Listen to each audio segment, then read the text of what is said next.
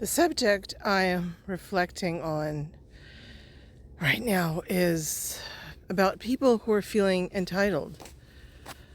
This could be feeling entitled to other people's love, affection. Could be that they're feeling entitled to prestige, respect that they haven't earned, prestige that they haven't earned,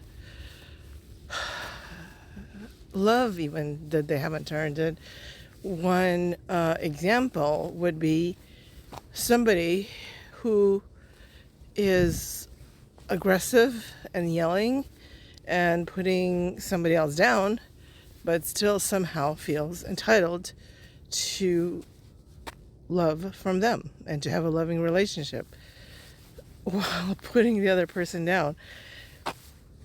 What is very strange is that those people never realize the problem. They always think it's the other person who is the problem. So what I'm wondering is there any way to make those people understand? And I guess there is no way. The only way is to leave. Leave while you have some sanity left, and not put up with that. And probably they wouldn't understand that even then. I would love to ask for your comments.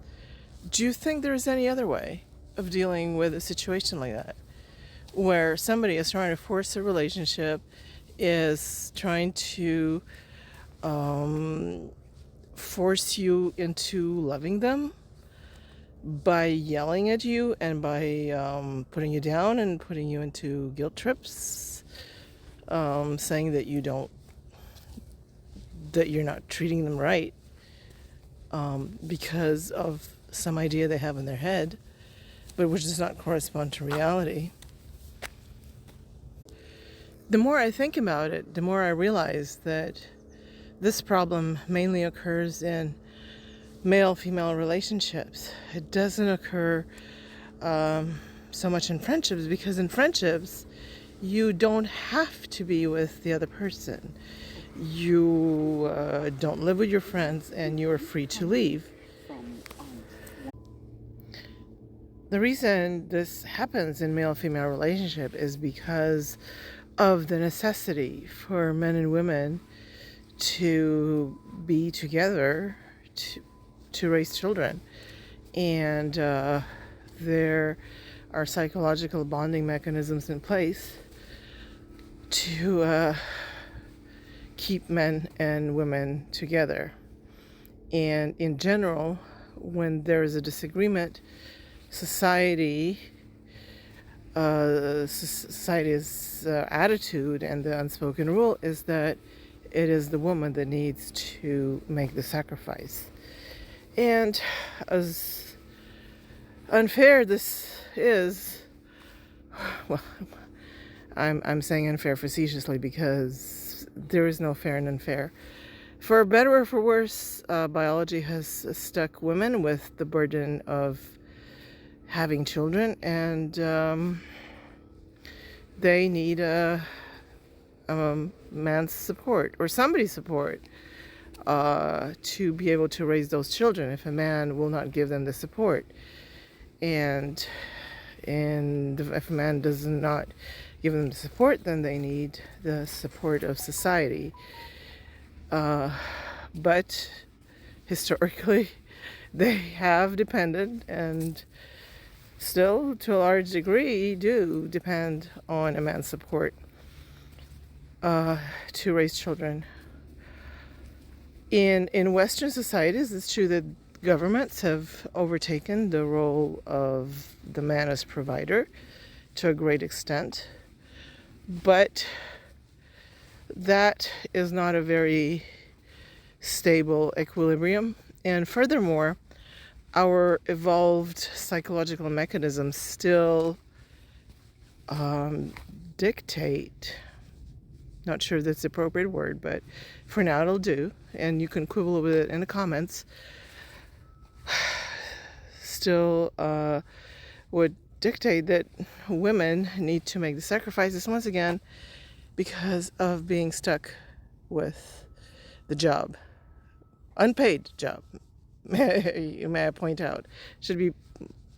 It's obvious, but it's not actually pointed out that this job is unpaid and it's a huge sacrifice of time and energy raising children.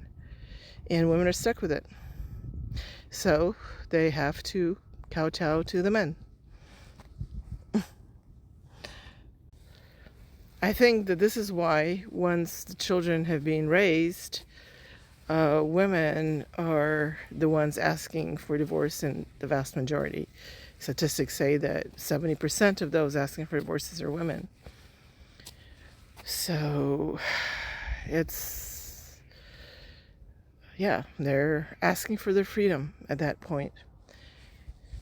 And that probably in many cases comes from living with men who are feeling entitled to their love and affection, no matter how they treat them. So, as an offshoot to the theme of entitlement, I would like to say that I think that this is what is leading to some extent to the fertility crisis, where in many societies the birth rate is not enough to replenish the population. And there are societies like South Korea that are literally slated to die off in several generations if the current trend continues, because they're way, way below replacement rate. And I think that what is happening is that now that women have a choice in having children or not, and now that they also have a choice in remaining with a man or even being with a man in the first place, they are choosing not to, because they can have financial independence. So there is no need to be putting up with abusive behavior. And like they had to before contraception, before women's equality and women's financial independence. So there we go. And the paltry sums that governments are offering women to have children are definitely not enough to motivate anybody. A lot has been said, even though it's not enough, about the birth crisis and the depopulation. Elon Musk has sounded the alarm, and so are many governments. But the reality that people, those same sources don't want to acknowledge is that women are not being rewarded sufficiently for having children. As a matter of fact, if somebody tries to say that, like Lars Mattsson, they get canceled because it's an inconvenient truth. And inconvenient truths are suppressed. But they come out eventually. Reality whacks you in the face. And in this case, it will be entire societies. This is why Muslim societies have such higher birth rates, precisely because women have less rights. Women don't have the opportunity to work outside the home. And in places like Saudi Arabia, can't even drive, are not allowed to. So obviously that deprives them of the possibility of being financially independent, and then they're stuck home making babies So it works. It works for society to repress women and take away their rights. I mean, I suppose in Muslim societies, those are not even considered rights. That's a Western notion. And this is why the trade-off is so difficult here. And this is why there is quite a vicious repression of the truth. Because the reality is that we have to make a choice, a Hobbesian choice. Either women keep their rights, are financially independent, have the right to contraception, and then they will not be making babies, or we live in Muslim societies or import Muslims in our societies in order to keep the birth rate up, because those societies, by depriving women of the rights that we give them in Western societies, encourage the higher birth rate. This is why these days evolutionary biology and evolutionary psychology are politicized, and scientists, social scientists who say unpalatable truths get banned. As a matter of fact, I don't know any society, whether it be the Muslim societies, which are who are obviously on the opposite end of the spectrum, or Western societies, nobody is willing to admit the truth, the objective truth, which is, like I said before, women were given the short end of the stick originally, saddled by biology with the hard and thankless task, an unpaid task, may I repeat, of raising children. And if they can avoid it, they will, because freedom is precious. And today in Western societies, they can have financial freedom. They can have the freedom not to have children. But it's society that pays the price for that if the women don't have the children. The women actually gain. And this is the forbidden truth. One would think that should be pretty obvious, but it's not. We have phenomena like women in China getting phone calls insisting that they need to have children as a patriotic duty.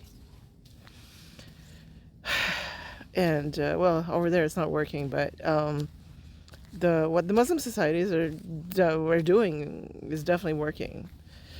Of course, it's at the expense of women. But there's no ideal solution. One has to choose a side, and actually, the choice is pretty obvious. Biology is the one dictating the choices on the one hand, and society on the other. Individual choices are better honored in Western society, obviously. But the choice is there. It's hard. It's dark. And I don't think there is an ideal path to a utopian situation where everybody gains. I don't know. If you think I'm wrong, let me know in the comments.